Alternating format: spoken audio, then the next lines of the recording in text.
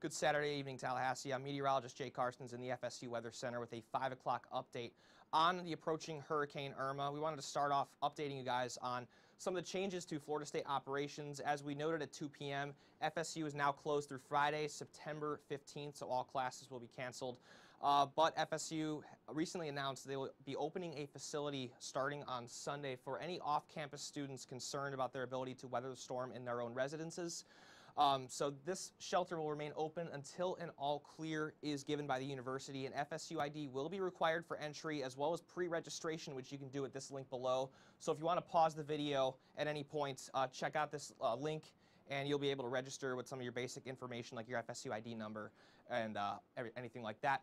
Here is a satellite view of Hurricane Irma, which is a strong Category 3 hurricane right now with maximum sustained winds at 125 miles per hour. We noted a pretty recent pressure drop down 5 millibars from the 2 p.m. advisory, so a sign of intensification as it's beginning to move away from the northern Cuban coast here. You're going to see in the radar view a very well-defined eye wall beginning to take form. Better organization with the storm as it begins its northwesterly march towards Florida.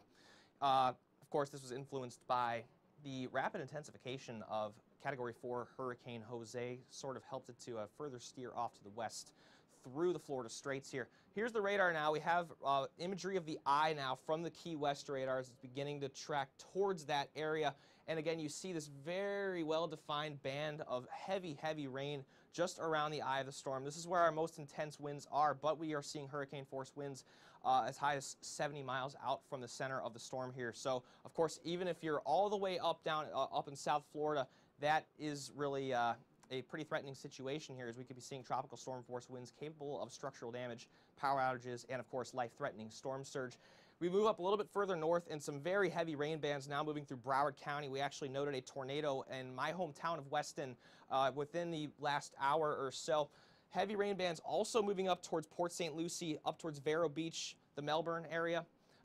This is going to be, again, moving further and further up to the north. Current wind gusts right now, we're seeing 47 mile per hour gusts in Key West. About an hour ago, we noted a 70 mile per hour gust at Fort Lauderdale Hollywood International Airport as well, and these numbers will only be going up as the nighttime hours go on. Even the Bahamas still seeing some pretty nasty impacts here. Sometimes wind gusts above 50 or 60 miles per hour despite Irma's movement to the west. Here's the future of Irma, currently about 540 miles south-southeast of Tallahassee, moving much slower than it did the last couple of days. West-northwest at 8 miles per hour, gusts up to 155 miles per hour. And as we said here, a 5 millibar drop from the 2 p.m. advisory, which is a sign of intensification. We would not be surprised to see this jump up to a Category 4 hurricane again by the 8 p.m. advisory. Beginning this northerly turn very soon here, and that's really going to be the difference for the impacts with regards to Tallahassee. When that turn happens, how much time Irma spends over Gulf of Mexico waters. The current center track has it making a landfall in between the Tampa and Fort Myers areas, but of course the impacts will be rather significant across the west coast of Florida, no matter if and when it makes landfall. Here's the hurricane watches and warnings, and actually there was a recent expansion to this. Tallahassee, the Florida State University main campus, now under a hurricane warning as of this 5 p.m. advisory. Everything off to the west that was previously a tropical storm watch, including Gadsden and Liberty counties, has been upgraded to a tropical storm warning. So hurricane conditions are expected in the Tallahassee metro area in the next 36 hours. So we're going to, of course, stress to take all necessary precautions and finish them by the end of the night tonight so that tomorrow you are hunkered down and ready to go in the place that you're going to be riding the storm out, because the impacts are expected to begin tomorrow as we list in our key messages. Again, finish your preparations now because the storm is on the way, and if it spends more time over the Gulf waters, this could be a much, much bigger deal than Hermine was for Tallahassee last year, and we all know how that turned out with not even delivering hurricane force winds to our area.